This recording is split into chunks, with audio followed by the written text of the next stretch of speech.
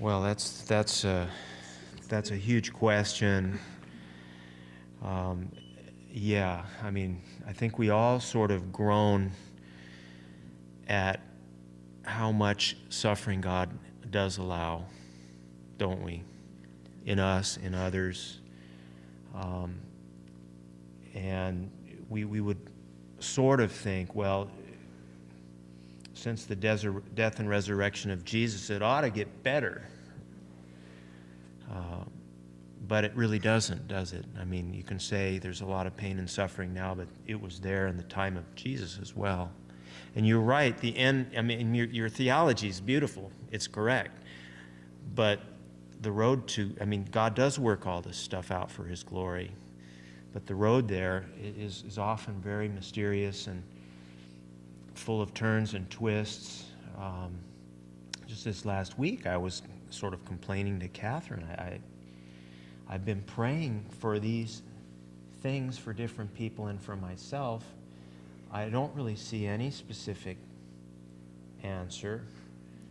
I've prayed this every day a bunch of times. Is God tired of, should I stop? Or maybe He doesn't, you know. But in the bigger picture, you know, she kind of put me back in my place, which she can do very, very easily, and said, you got to think of the big. That's really hard when... So yes, God does work our suffering out for His glory and good. But a lot of times, I think there are times where He doesn't really explain it to us until we get to heaven. And I don't really like that. I'd love to see the script. Or when it's not going according to script, I'd like to know why. But it's very rare that God has ever really told me why. Has He ever told you why? I mean, you kind of see it maybe after a whole process has gone through. At the end, look back on it and say, you know.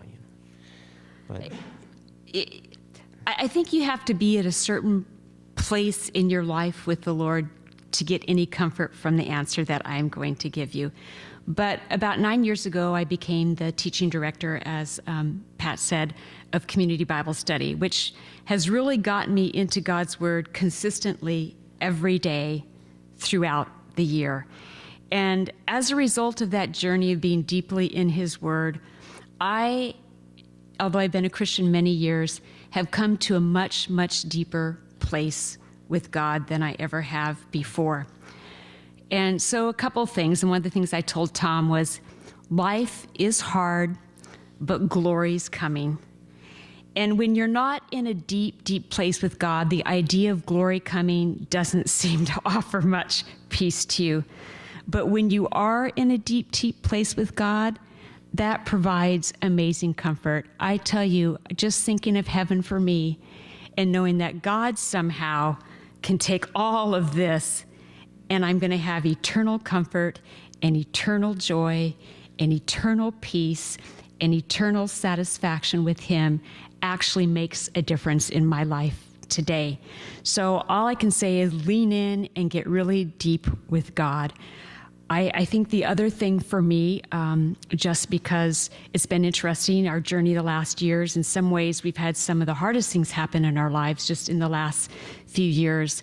And what God has shown me through that is that my suffering really has shown me that God uses it because my fallen heart wants to take comfort in the security of this world. And as long as I can find comfort and security in this world, right, all is well. And when God takes that comfort and security away from Him and shows me that it really has to be all about Him and only Him, it has brought me to a new place. And in the end, for the first time in my life, I can actually thank Him for the suffering He has brought me through, because I am in a place with Him that I've never been in. I realize for some people, those trials and afflictions seem to just take them away from God. And I guess it's our choice on how you're going to use those trials and afflictions in life. It's your choice. You can either walk away from God because He didn't do what you were hoping He could do, or you can lean into God and enter into a whole new place with Him. So life is hard, but glory's coming. I think just occurred to me to add one thing to that, and that's, the suffering of the servant, the Messiah, that suffering, if you think about it, went a whole lot deeper than our suffering. Totally innocent. Can you imagine being the eternal Son of God, existing from eternity, and knowing that you're going to be in a finite body? And so there is something about communing with God in suffering and not being alone in it. I mean, to me, when I suffer the most is when I feel the most alone, because it's very hard to share it with somebody.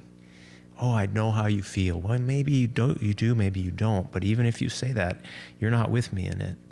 And there is something, I think, that the Lord gives to us in our hardship, is His presence and His strength, having endured hardship Himself. And so there's that communion, Lord, be with me in my suffering. Usually the prayer is, just get me out of it, Lord, get me out of here, get me out. And sometimes we don't get out right away, and it's help me in it. Imagine the depth. So, Question over there. Oh, question? Yeah. As far as overall suffering in the world, Christianity has had a huge impact for good. Slavery is pretty much non-existent other than in the Muslim world. And the place of women greatly improved with the coming of Christ, and there's a whole bunch of other things in history. I mean, and that's a good. The church has been salt and light for 2,000 years. Everywhere you go in the world, there are educational orphanages, institutions that have been pioneered by Christians, and Christians have stood up for justice. Christians were behind the abolition of slavery in England and in this country. So I mean, it's not as if God hasn't worked through the church, but has humanity as a whole progressed morally with the increase of knowledge and experience? Well, we're still have some answers. Right. Wait, no, my question was something else about the film. I just wanted to throw that in. On the film, they mention Isaiah 53 to the Jews in Israel. Do they mention any other verses? I've seen booklets that list all the main verses in the Old Testament. No. Yeah, no, this one, the reason they picked this one, and we had seen a digested version. We didn't know it was 6 minutes. We thought we would get to the end, but you can look it up. But they just focused on this because this isn't usually read in the synagogue lectionary anymore, and they sort of were doing it as oh, did you realize that this actually is in your Tanakh, in your Bible? And reading it, and then for a lot of them, it was kind of the first they'd ever heard of it. And then, of course, the evangelistic question was, well, who is there? Do you have any idea who this might be referring to? And they said, well, it sounds a lot like Jesus. And the interviewer wouldn't really comment on that, but we don't believe him. But we don't accept him. So. One other example is, like Micah 5:2, it says, Bethlehem Ephratah, though you're little among the nations, out of you will come a ruler who's from everlasting to everlasting. That's really pretty obvious. Yeah, you're right. To what extent, when we read this passage, it sort of occurs that a lot of the ways that the contemporary church talks about the gospel or expresses the gospel, we tell people, if you believe, then you're forgiven, and it makes the atonement a reward for belief. But this passage and others like it clearly state, Jesus already forgave. Like 2,000 years ago, it already happened for all sins, all time. And yet, it seems like the way we talk about, the gospel is, we reward your faith, or God will reward your faith by forgiving your sins. Comment? I would agree with you. I think that the problem today isn't the sin problem. The sin problem is taken care of. The problem today is, what are you going to do with Jesus? Or the question of today is, what are you going to do with Jesus? And I think that what you're getting at is what we always do, and you'll see it in the questions when you talk about self-atoning, is we're always trying to take a free gift and then somehow earn it back, right? It's just the constant problem that human beings have and Christians have. We start off with this idea that it's a free gift, and then afterwards we're constantly saying, okay, but let me go back and earn it, let me go back and earn it, and even think that just believing earns it, right?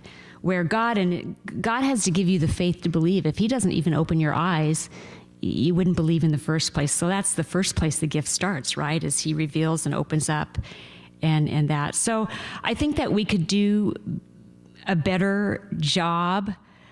I think we just get people saved, right? I mean, and the whole way you even know a person's saved is how? Because they change. You're a new person, right? You're not that same. You, as Tom said, God makes intercession. He starts revealing things in your life. You become a changed person. You hate your sin. You don't want to sin anymore. So certainly becoming a Christian is not just saying, okay, I believe Jesus died on the cross and I believe in him now. It's that, but it's, how do you really know that you're saved? Well, because you become a changed person and a new person. So I would agree, and I just think in my own life now when I share with people, I just want to make it as hard as possible in some ways so that they really understand. I don't want to present a gospel of cheap grace. It's a costly grace. Yeah, and I'm just reminded of Ephesians 2:8-9, where Paul says, "For it is by grace that you are saved through faith. And this is not of yourself, it's the free gift of God." And of course, there's some debate. Does this refer to grace or faith? And there's Greek language issues, which I won't go into with that. But I believe the correct interpretation is this refers to both. So both grace and faith are gifts. And so often what we hear is kind of what you're saying is faith is up to you. Yeah, God's do his part and you do your part. So it's sort of this collaboration between us and God. And really we're set free. When we truly embrace the fact of our unworthiness, then we can be free. And we say, okay, now I can really depend on grace. I don't have to try to impress God. I don't have to try to make up for it. I don't have to try to do something when in order to impress God or to somehow pay some piece of it. So. Well, we got some good questions for you, and we want to give you time. So let's let Patrick. I think Patrick's going to take it from here. Okay. Thank you.